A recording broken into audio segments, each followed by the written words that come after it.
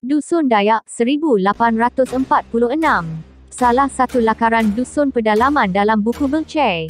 Belcher tiba di pantai barat Sabah pada 1843, di mana beliau merekodkan mengenai bangsa dusunik yang ia sebut dengan dua istilah, iaitu Dusun Dayak dan Idaan Dayak. Dalam buku Belcher, beliau memakai kedua istilah ini interchangeable untuk merujuk kepada bangsa yang sama, iaitu bangsa dusunik pesisir barat Borneo.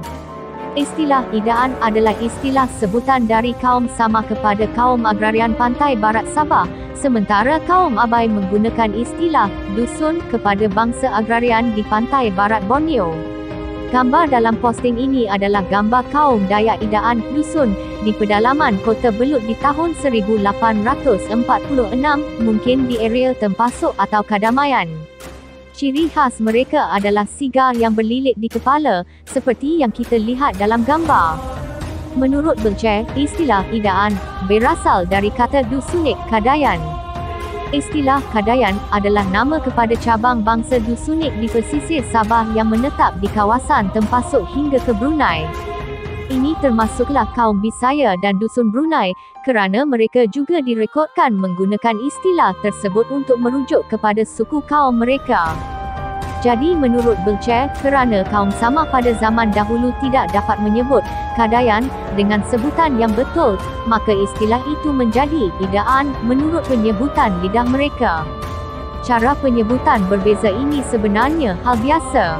Istilah dusun misalnya kadang dilafazkan dusun, dusan, dan sebagainya oleh European, sesuai sebutan lidah mereka. Hal yang sama dengan Idaan, kadang ditulis Yadaan, Idawan dan sebagainya oleh penulis Eropah. Di Kota Belud, istilah ini masih dipakai.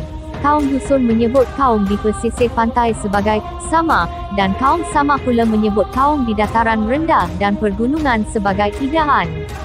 Arthur Adams di buku yang lain yang dikutip oleh Don Carlos menyebutkan bahawa kaum dusun Dayak di hulu Kabatuan di pedalaman Teluk Gaya suka memanjangkan rambut mereka dan suka memakai gelungan tembaga di pinggang dan leher mereka.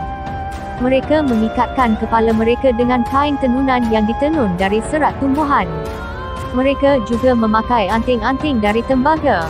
Peralatan perang mereka adalah sumpit, parang dan perisai, di mana perisai tersebut mereka hiasi dengan rambut manusia, iaitu rambut musuh yang dipenggal. Tapi kaum dusun Dayak di kawasan hulu Kabatuan, kawasan dataran rendah, jarang yang bertato menurut Arthur Adams, kecuali di kawasan pedalaman.